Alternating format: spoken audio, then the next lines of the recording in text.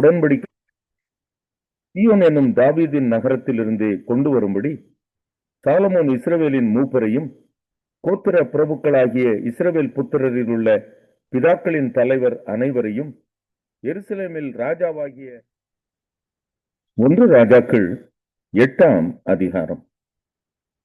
அப்பொழுது கர்த்தருடைய உடன்படிக்கை பெட்டியை சீயோன் என்னும் தாவீதின் நகரத்திலிருந்து கொண்டு வரும்படி சாலமோன் இஸ்ரவேலின் மூப்பரையும் கோத்திர பிரபுக்களாகிய இஸ்ரவேல் புத்திரரில் உள்ள பிதாக்களின் தலைவர் அனைவரையும் எருசலேமில் ராஜாவாகிய சாலமோன் தன்னிடத்திலே கூடி வர செய்தான். இஸ்ரவேல் மனுஷர் எல்லாரும் 7ஆம் மாதமாகிய ஏத்தானிம் மாதத்து பண்டிகையிலே ராஜாவாகிய சாலமோன் இடத்தில் கூடி வந்தார்கள். இஸ்ரவேலின் மூப்பர் அனைவரும் வந்திருக்கையில் ஆசாரியர் கர்த்தருடைய பெட்டியை எடுத்து பெட்டியையும் ஆசரிப்பு கூடாரத்தையும் கூடாரத்தில் இருந்த பரிசுத்த பணிமுட்டுகள் அனைத்தையும் சுமந்து கொண்டு வந்தார்கள். ஆசாரியரும் லேவியரும் அவைகளை சுமந்தார்கள். ராஜாவாகிய சாலமோனும் அவனோட கூடின இஸ்ரவேல் சபை அனைத்தும் பெட்டிக்கு முன்பாக நடந்து எண்ணிக்கையும் கணக்கும் இல்லாத திரளான ஆடுகளையும் மாடுகளையும் பலியிட்டார்கள். அப்படியே ஆசாரியர்கள் கர்த்தருடைய உடன்படிக்கை பெட்டியை ஆலயத்தின் சந்நிதி ஸ்தானமாகிய மகா பரிசுத்த ஸ்தானத்திலே கேருபின்களுடைய செட்டைகளின் கீழே கொண்டு வந்து வைத்தார்கள். கேருபின்கள் பெட்டி இருக்கும் ஸ்தானத்திலே தங்கள் 2 செட்டைகளையும் விரித்து உயர இருந்து பெட்டியையும் அதன் தண்டுகளையும் மூடிக்கொண்டிருந்தது. தண்டுகளின் முனைகள் சந்நிதி ஸ்தானத்திற்கு முன்னான பரிசுத்த ஸ்தலத்திலே காணப்படத்தக்கதாய் அந்த தண்டுகளை முன்னுக்கு இழுத்தார்கள். ஆகிலும் வெளியே அவைகள் காணப்படவில்லை. அவைகள் இந்நாள் வரைக்கும் அங்கேதான் இருக்கிறது. இஸ்ரவேல் புத்திரர் எகிப்து தேசத்திலிருந்து புறப்பட்ட பின் கர்த்தர் அவர்களோட உடன்படிக்கை பண்ணுகிற போது மோசே ஓரேபிலே அந்த பெட்டியில் வைத்த 2 கற்பலகைகளே அல்லாமல் அதிலே வேறொன்றும் இருந்ததில்லை. அப்பொழுது ஆசாரியர்கள் பரிசுத்த ஸ்தலத்திலிருந்து புறப்படுகையில் மேகமானது கர்த்தருடைய ஆலயத்தை நிரப்பிற்று. மேகத்தின் நிமித்தம் ஆசாரியர்கள் ஊழியம் செய்கிறதற்கு நிற்கக்கூடாமற் போயிற்று. கர்த்தருடைய மகிமை கர்த்தருடைய ஆலயத்தை நிரப்பிற்று. அப்பொழுது சாலமோன் காரிருளிலே வாசம் பண்ணுவேன் என்று கர்த்தர் சொன்னார் என்றும், தேவரீர் வாசம் பண்ணத்தக்க வீடும் நீர் என்றைக்கும் தங்கத்தக்க நிலையான ஸ்தானமுமாகிய ஆலயத்தை உமக்கு கட்டினேன் என்றும் சொல்லி ராஜா முகம் திரும்பி இஸ்ரவேல் சபையை எல்லாம் ஆசீர்வதித்தான். இஸ்ரவேல் சபையார் எல்லாரும் நின்றார்கள். அவன் சொன்னது, இஸ்ரவேலின் தேவனாகிய கர்த்தருக்கு ஸ்தோத்திரம். அவர் என் தகப்பனாகிய தாவீதுக்கு தம்முடைய வாக்கினால் சொன்னதை தம்முடைய கரத்தினால் நிறைவேற்றினார். அவர் நான் என் ஜனமாகிய இஸ்ரவேலை எகிப்திலிருந்து புறப்பட பண்ணின நாள் முதற்கொண்டு என் நாமம் விளங்கும்படி ஒரு ஆலயத்தை கட்ட வேண்டும் என்று நான் இஸ்ரவேலுடைய எல்லா கோத்திரங்களிலும் உள்ள ஒரு பட்டணத்தையும் தெரிந்து கொள்ளாமல் என் ஜனமாகிய இஸ்ரவேலின் மேல் அதிகாரியாய் இருக்கும்படி தாவீதையே தெரிந்து கொண்டேன் என்றார். இஸ்ரவேலின் தேவனாகிய கர்த்தரின் நாமத்திற்கு ஆலயத்தை கட்ட வேண்டும் என்கிற விருப்பம் என் தகப்பனாகிய தாவீதின் இருதயத்தில் இருந்தது. ஆனாலும் கர்த்தர் என் தகப்பனாகிய தாவீதை நோக்கி, என் நாமத்திற்கு ஆலயத்தை கட்ட வேண்டும் என்கிற விருப்பம் உன் மனதிலே இருந்தது நல்ல காரியம்தான். ஆகிலும் நீ அந்த ஆலயத்தை கட்ட மாட்டாய். உன் கற்ப பிறப்பாகிய உன் குமாரனே என் நாமத்திற்கு அந்த ஆலயத்தை கட்டுவான் என்றார். இப்போதும் கர்த்தர் சொல்லிய தம்முடைய வார்த்தையை நிறைவேற்றினார். கர்த்தர் சொன்னபடியே நான் என் தகப்பனாகிய தாவீதின் ஸ்தானத்தில் எழும்பி இஸ்ரவேலின் சிங்காசனத்தின் மேல் உட்கார்ந்து இஸ்ரவேலின் தேவனாகிய கர்த்தரின் நாமத்திற்கு ஆலயத்தை கட்டினேன். கர்த்தர் நம்முடைய பிதாக்களை எகிப்து தேசத்திலிருந்து புறப்பட பண்ணின போது அவர்களோட பண்ணின உடன்படிக்கை இருக்கிற பெட்டிக்காக அதிலே ஒரு ஸ்தானத்தை உண்டாக்கினேன். பின்பு சாலமோன் கர்த்தருடைய பலிபீடத்திற்கு முன்னே இஸ்ரவேல் சபையார் எல்லாருக்கும் எதிராக நின்று வானத்திற்கு நேராய் தன் கைகளை விரித்து, இஸ்ரவேலின் தேவனாகிய கர்த்தாவே, மேலே வானத்திலும் கீழே பூமியிலும் உமக்கு ஒப்பான தேவன் இல்லை. தங்கள் முழு இருதயத்தோடும் உமக்கு முன்பாக நடக்கிற உமது அடியாருக்கு உடன்படிக்கையையும் கிருபையையும் காத்து வருகிறீர். தேவரீர் என் தகப்பனாகிய தாவீது என்னும் உம்முடைய தாசனுக்கு செய்த வாக்குத்தத்தத்தை காத்தருளினீர். அதை உம்முடைய வாக்கினால் சொன்னீர். இந்நாளில் இருக்கிறபடி உம்முடைய கரத்தினால் அதை நிறைவேற்றினீர். இஸ்ரவேலின் தேவனாகிய கர்த்தாவே, தேவரீர் என் தகப்பனாகிய தாவீது என்னும் உம்முடைய தாசனை நோக்கி, நீ எனக்கு முன்பாக நடந்தது போல உன் குமாரரும் எனக்கு முன்பாக நடக்கும்படி தங்கள் வழியை காப்பார்களேயானால், இஸ்ரவேலின் சிங்காசனத்தின் மேல் வீற்றிருக்கும் புருஷன் எனக்கு முன்பாக உனக்கு இல்லாமற் போவதில்லை என்று சொன்னதை இப்பொழுது அவனுக்கு நிறைவேற்றும்.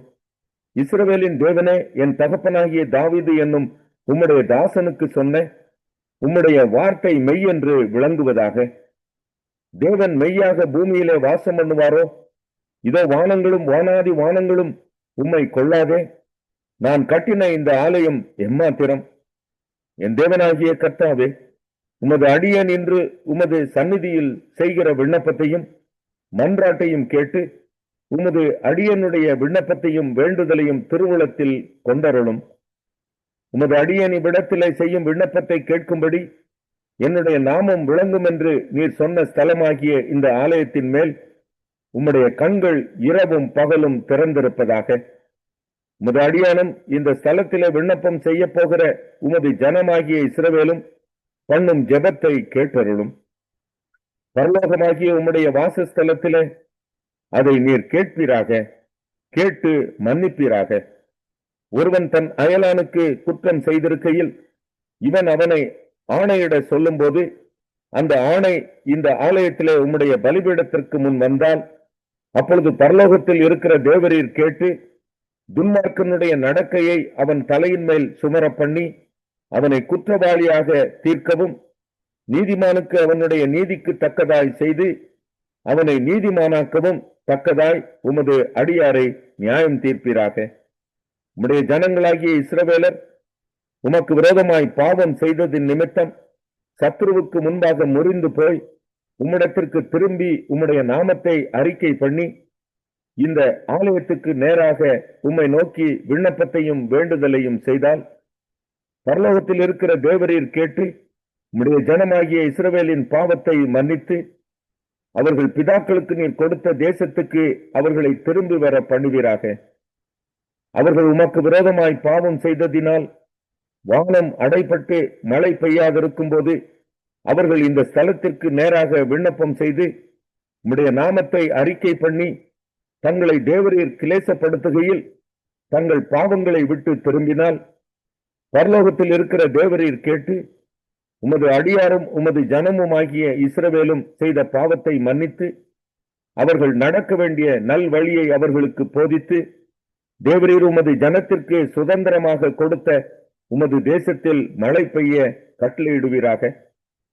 தேசத்திலே பஞ்சம் உண்டாகிற போதும் கொள்ளை நோய் உண்டாகிற போதும் வறட்சி சாவி வெட்டுக்கிளி பச்சைக்கிளி உண்டாகிற போதும் அவர்கள் சத்துருக்கள் தேசத்தில் உள்ள பட்டணங்களை முற்றுகை போடுகிற போதும் யாதொரு வாதையாகிலும் யாதொரு வியாதியாகிலும் வருகிற போதும் உம்முடைய ஜனமாகிய இஸ்ரவேல் அனைவரிலும் எந்த மனுஷனானாலும் தன் இருதயத்தின் வாதையை உணர்ந்து இந்த ஆலயத்துக்கு நேராக தன் கைகளை விரித்து செய்யும் சகல விண்ணப்பத்தையும் சகல வேண்டுதலையும் உம்முடைய வாசஸ்தலமாகிய பரலோகத்தில் இருக்கிற தேவரீர் கேட்டு மன்னித்து, தேவரீர் எங்கள் பிதாக்களுக்கு கொடுத்த தேசத்தில் அவர்கள் உயிரோடு இருக்கும் நாளெல்லாம் உமக்கு பயப்படும்படிக்கு தேவரீர் ஒருவரே எல்லா மனுபுத்திரரின் இருதயத்தையும் அறிந்தவராதலால் நீர் அவனவன் இருதயத்தை அறிந்திருக்கிறபடியே அவனவனுடைய வழிகளுக்கு தக்கதாக செய்து அவனவனுக்கு பலன் அளிப்பீராக. உம்முடைய ஜனமாகிய இஸ்ரவேல் ஜாதி அல்லாத அந்நிய ஜாதியார் உமது மகத்துவமான நாமத்தையும் உமது பலத்த கரத்தையும் உமது ஓங்கிய புயத்தையும் கேள்விப்படுவார்களே. அப்படி கொத்த அந்நிய ஜாதியானும் உமது நாமத்தின் நிமித்தம் தூர தேசத்திலிருந்து வந்து இந்த ஆலயத்துக்கு நேராக விண்ணப்பம் பண்ணினால், உமது வாசஸ்தலமாகிய பரலோகத்தில் இருக்கிற தேவரீர் அதை கேட்டு பூமியின் ஜனங்கள் எல்லாரும் உம்முடைய ஜனமாகிய இஸ்ரவேலை போல உமக்கு பயப்படும்படிக்கும் நான் கட்டின இந்த ஆலயத்துக்கு உம்முடைய நாமம் தரிக்கப்பட்டதென்று அறியும்படிக்கும் உம்முடைய நாமத்தை அறியத்தக்கதாக அந்த அந்நிய ஜாதியான் உம்மை நோக்கி வேண்டிக் கொள்வதின்படியெல்லாம் தேவரீர் செய்வீராக. நீர் உம்முடைய ஜனங்களை அனுப்பும் வழியிலே அவர்கள் தங்கள் சத்துருக்களோடு யுத்தம் பண்ண புறப்படும் போது நீர் தெரிந்து கொண்ட இந்த நகரத்துக்கும் உம்முடைய நாமத்துக்கும் நான் கட்டின இந்த ஆலயத்துக்கும் நேராக கர்த்தரை நோக்கி விண்ணப்பம் பண்ணினால் பரலோகத்தில் இருக்கிற தேவரீர் அவர்கள் விண்ணப்பத்தையும் வேண்டுதலையும் கேட்டு அவர்கள் நியாயத்தை விசாரிப்பீராக. பாவம் செய்யாத மனுஷன் இல்லையே, ஆகையால் அவர்கள் உமக்கு விரோதமாய் பாவம் செய்து தேவரீர் அவர்கள் மேல் கோபம் கொண்டு அவர்கள் சத்துருக்கள் கையில் அவர்களை ஒப்புக்கொடுத்து அந்த சத்துருக்கள் அவர்களை தூரத்திலாகிலும் சமீபத்திலாகிலும் இருக்கிற தங்கள் தேசத்திற்கு சிறைபிடித்து கொண்டு போகும்போது அவர்கள் சிறைப்பட்டு போயிருக்கிற தேசத்திலே தங்களில் உணர்வடைந்து மனம் திரும்பி நாங்கள் பாவம் செய்து அக்கிரமம் பண்ணி துன்மார்க்கமாய் நடந்தோம் என்று தங்கள் சிறையிருப்பான தேசத்திலே உம்மை நோக்கி வேண்டுதல் செய்து தங்களை சிறை பிடித்துக் கொண்ட தங்கள் சத்துருக்களின் தேசத்திலே தங்கள் முழு இருதயத்தோடும் தங்கள் முழு ஆத்மாவோடும் உம்மிடத்தில் திரும்பி தேவரீர் தங்கள் பிதாக்களுக்கு கொடுத்த தங்கள் தேசத்திற்கும் தேவரீர் தெரிந்து கொண்ட இந்த நகரத்திற்கும் உம்முடைய நாமத்திற்கு நான் கட்டின இந்த ஆலயத்திற்கும் நேராக உம்மை நோக்கி விண்ணப்பம் பண்ணும்போது உமது வாசஸ்தலமாகிய பரலோகத்தில் இருக்கிற தேவரீர் அவர்கள் விண்ணப்பத்தையும் வேண்டுதலையும் கேட்டு அவர்கள் நியாயத்தை விசாரித்து உம்முடைய ஜனங்கள் உமக்கு விரோதமாய் செய்த பாவத்தையும் அவர்கள் உம்முடைய கட்டளையை மீறிய அவர்கள் துரோகங்களையும் எல்லாம் மன்னித்து அவர்களை சிறைப்பிடித்துக் கொண்டு போகிறவர்கள் அவர்களுக்கு இறங்கத்தக்கதான இரக்கத்தை அவர்களுக்கு கிடைக்க பண்ணுவீராக.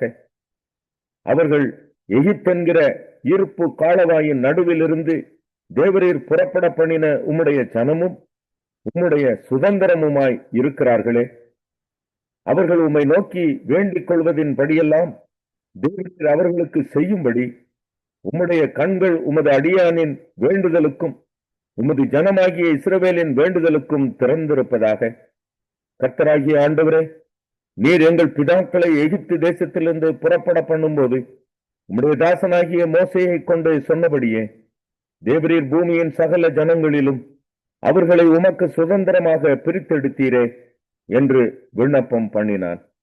சாலமோன் கர்த்தரை நோக்கி இந்த ஜெபத்தையும் வேண்டுதலையும் எல்லாம் செய்து முடித்த பின்பு அவன் கர்த்தருடைய பலிபீடத்திற்கு முன்பாக தன் கைகளை வானத்திற்கு நேராக விரித்து முழங்காற்படியிட்டிருந்ததை விட்டு எழுந்து நின்று கொண்டு இஸ்ரவேல் சபையை எல்லாம் ஆசீர்வதித்து உரத்த சத்தத்தோட சொன்னது: தாம் வாக்குத்தத்தம் பண்ணினபடியெல்லாம் தம்முடைய ஜனமாகிய இஸ்ரவேலுக்கு இளைப்பாறுதலை அருளின கர்த்தருக்கு ஸ்தோத்திரம். அவர் தம்முடைய தாசனாகிய மோசேயை கொண்டு சொன்ன அவருடைய நல் வார்த்தைகளில் எல்லாம் ஒரு வார்த்தையானாலும் தவறி போகவில்லை. நம்முடைய தேவனாகிய கர்த்தர் நம்மை கைவிடாமலும் நம்மை நெகிழ விடாமலும் அவர் நம்முடைய பிதாக்களோடு இருந்தது போல நம்மோடும் இருந்து நாம் அவருடைய வழிகளில் எல்லாம் நடக்கிறதற்கும் அவர் நம்முடைய பிதாக்களுக்கு கட்டளையிட்ட அவருடைய கற்பனைகளையும் அவருடைய கட்டளைகளையும் அவருடைய நியாயங்களையும் கை கொள்கிறதற்கும் நம்முடைய இருதயத்தை தம்மிடத்தில் சாய பண்ணுவாராக.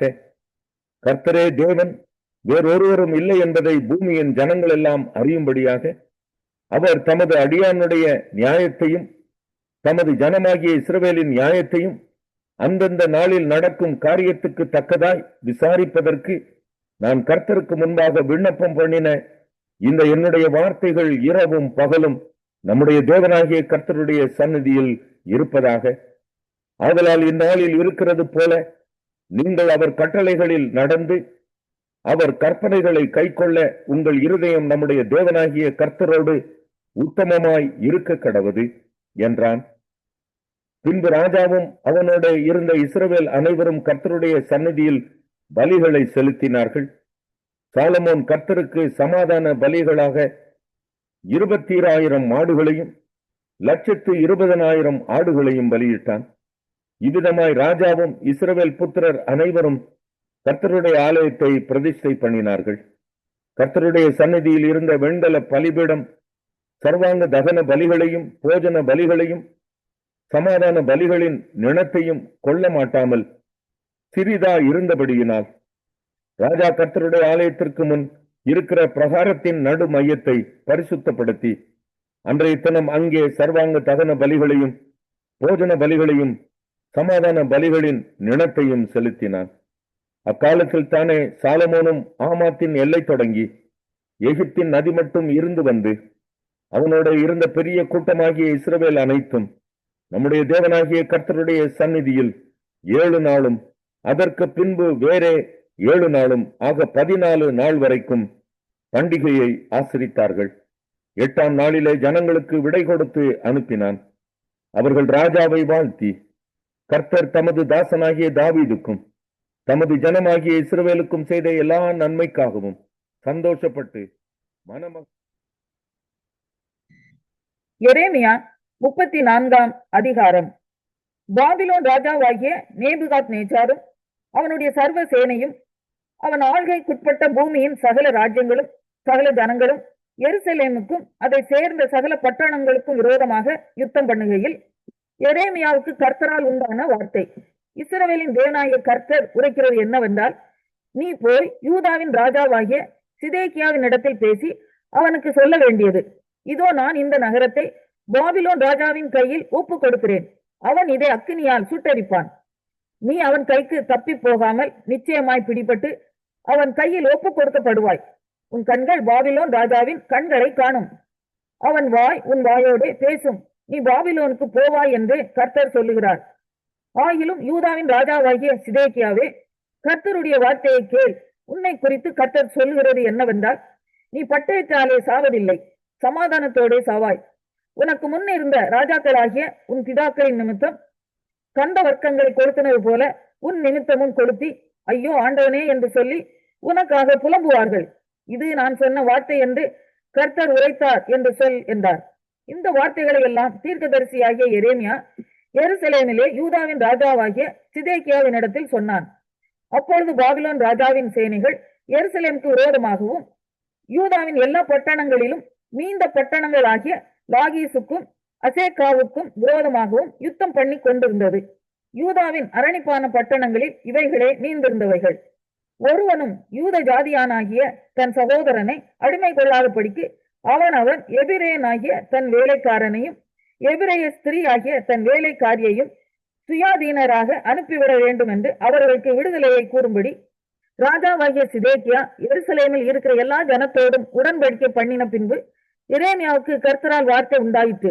ஒவ்வொருவனும் தன் வேலைக்காரனையும் தன் வேலைக்காரியையும் இனி அடிமை கொள்ளாதபடிக்கு சுயாதீனராக அனுப்பிவிட வேண்டும் என்று உடன்படிக்கைக்கு உட்பட்ட எல்லா பிரபுக்களும் எல்லா ஜனங்களும் கேட்டபோது செவி கொடுத்து அவர்களை அனுப்பிவிட்டார்கள். ஆனாலும் அதற்கு பின்பு அவர்கள் மாறாட்டம் பண்ணி தாங்கள் சுயாதீனராக அனுப்பிவிட்ட வேலைக்காரரையும் வேலைக்காரிகளையும் மறுபடியும் அழைப்பித்து அவர்களை வேலைக்காரரும் வேலைக்காரிகளுமாயிருக்கும்படி அடிமைப்படுத்தி கொண்டார்கள். ஆதலால் கர்த்தராலே எரேமியாவுக்கு வார்த்தை உண்டாகி அவர், இஸ்ரவேலின் தேவனாகிய கர்த்தர் உரைக்கிறது என்னவென்றால், அவன் தனக்கு விற்கப்பட்ட எபிரேயனாகிய தன் சகோதரனை முடிவிலே நீங்கள் 7ஆம் வருஷத்திலே அனுப்பிவிட வேண்டும் என்றும், அவன் உனக்கு 6 வருஷம் அடிமையாய் இருந்த பின்பு அவனை உன்னிடத்தில் வைக்காமல் சுயாதீனனாக அனுப்பிவிட வேண்டும் என்றும், நான் உங்கள் பிதாக்களை அடிமை வீடாகிய எகிப்து தேசத்திலிருந்து புறப்பட பண்ணின நாளிலே அவர்களோட உடன்படிக்கை பண்ணினேன். ஆனாலும் உங்கள் பிதாக்கள் என் சொல்லை கேளாமலும் தங்கள் செடியை சாயாமலும் போனார்கள். நீங்களோ இந்நாளிலே மனம் திரும்பி அவன் தன் அயலானுக்கு விடுதலையை கூறின விஷயத்திலே என் பார்வைக்கு செம்மையானதை செய்து என் நாமம் தரிக்கப்பட்ட ஆலயத்திலே இதற்காக என் முகத்துக்கு முன் உடன்படிக்கை பண்ணி இருந்தீர்கள். ஆனாலும் நீங்கள் மாறாட்டம் பண்ணி என் நாமத்தை பரிசுத்த குலைச்சலாக்கி நீங்கள் அவனவன் விடுதலையாகவும் சுயாதீனராகவும் அனுப்பிவிட்ட தன் வேலைக்காரனையும் தன் வேலைக்காரியையும் திரும்ப அழைத்து வந்து அவர்களை உங்களுக்கு வேலைக்காரரும் வேலைக்காரிகளுமாய் இருக்கும்படி அடிமைப்படுத்தினீர்கள்.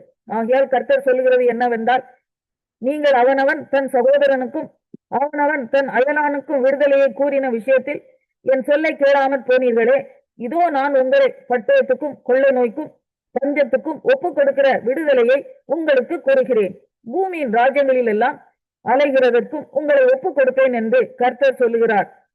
என் முகத்துக்கு முன் பண்ணின உடன்படிக்கை வார்த்தைகளை நிறைவேற்றாமல் என் உடன்படிக்கை மீறின மனுஷரை நான் துண்டங்களின் நடுவாக கடந்து போகும்படி அவர்களை இரண்டாக துண்டித்த கந்து குட்டியை போல் ஆக்குவேன்.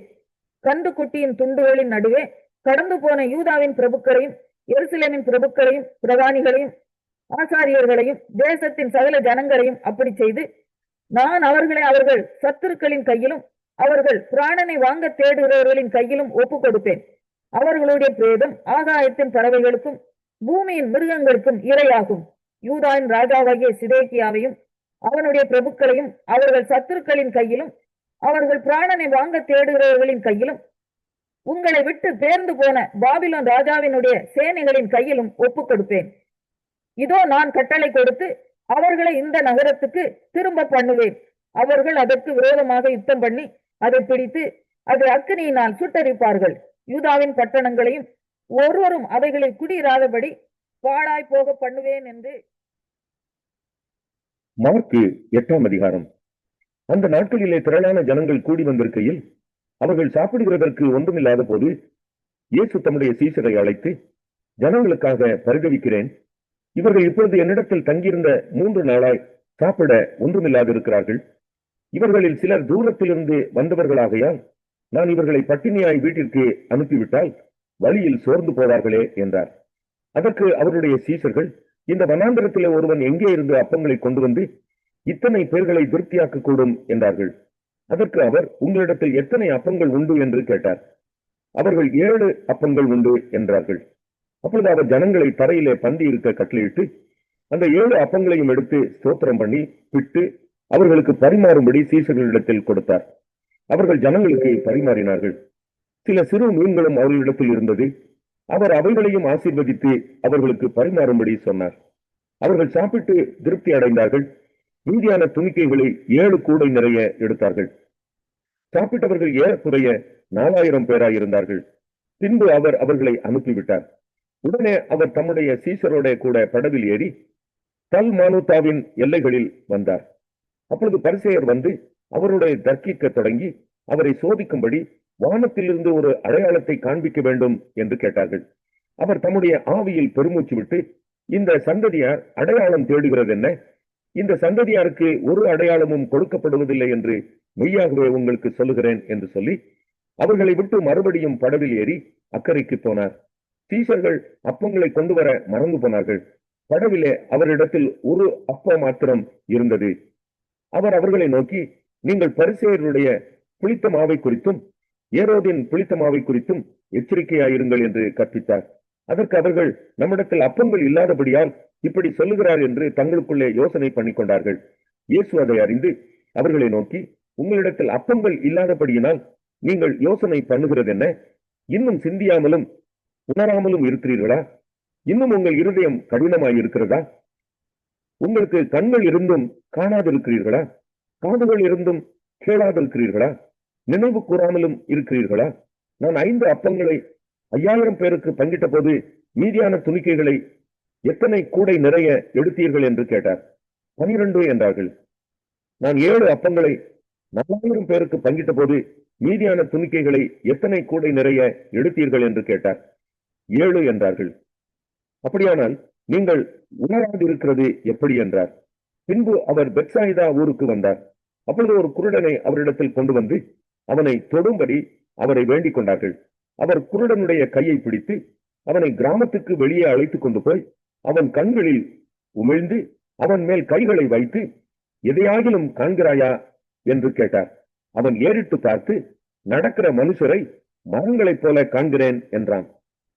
பின்பு அவர் மறுபடியும் அவன் கண்களின் மேல் கைகளை வைத்து அவனை ஏறிட்டு பார்க்கும்படி செய்தார். அப்போது அவன் சொஸ்தமடைந்து யாவரையும் தெளிவாய் கண்டான்.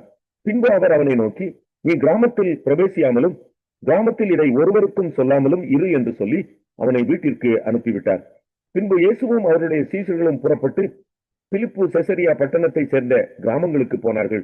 வழியிலே அவர் தம்முடைய சீஷர்களை நோக்கி, ஜனங்கள் என்னை யார் என்று சொல்லுகிறார்கள் என்று கேட்டார். அதற்கு அவர்கள், சிலர் உம்மை யோவான் ஸ்நானன் என்றும் சிலர் எலியா என்றும் வேறு சிலர் தீர்க்கதரிசிகளில் ஒருவர் என்றும் சொல்லுகிறார்கள் என்றார்கள். அப்பொழுது அவர், நீங்கள் என்னை யார் என்று சொல்லுகிறீர்கள் என்று கேட்டார். பேதுரு பிரதியுத்தரமாக, நீர் கிறிஸ்து என்றான். அப்பொழுது தம்மை குறித்து ஒருவருக்கும் சொல்லாதபடிக்கு அவர்களுக்கு உறுதியாய் கட்டளையிட்டார். அல்லாமலும் மனுஷகுமாரன் பல பாடுகள் பட்டு மூப்பராலும் பிரதான ஆசாரியராலும் வேத பாரகராலும் ஆண்டவன் என்று தள்ளப்பட்டு கொல்லப்பட்டு 3 நாளைக்கு பின்பு உயிர்த்தெழுந்திருக்க வேண்டியதென்று அவர்களுக்கு போதிக்கத் தொடங்கினார். இந்த வார்த்தையை அவர் தாராளமாக சொன்னார். அப்பொழுது பேதுரு அவரை தனியே அழைத்துக் கொண்டு போய் அவரை கடிந்து கொள்ளத் தொடங்கினான். அவர் திரும்பி தம்முடைய சீஷரை பார்த்து பேதுருவை நோக்கி, எனக்கு பின்னாக போ சாத்தானே, நீ தேவனுக்கு ஏற்றவைகளை சிந்தியாமல் மனுஷருக்கு ஏற்றவைகளை சிந்திக்கிறாய் என்று சொல்லி அவனை கடிந்து கொண்டார். பின்பு அவர் ஜனங்களையும் தம்முடைய சீஷர்களையும் தம்மிடத்தில் அழைத்து, ஒருவன் என் பின்னே வர விரும்பினால் அவன் தன்னைத்தான் வெறுத்து தன் சிலுவையை எடுத்துக்கொண்டு என்னை பின்பற்ற கடவன். தன் ஜீவனை ரட்சிக்க விரும்புகிறவன் அதை இழந்து போவான். என் நிமித்தமாகவும் சுவிசேஷத்தின் நிமித்தமாகவும் தன் ஜீவனை இழந்து போகிறவன் அதை ரட்சித்துக் கொள்வான்.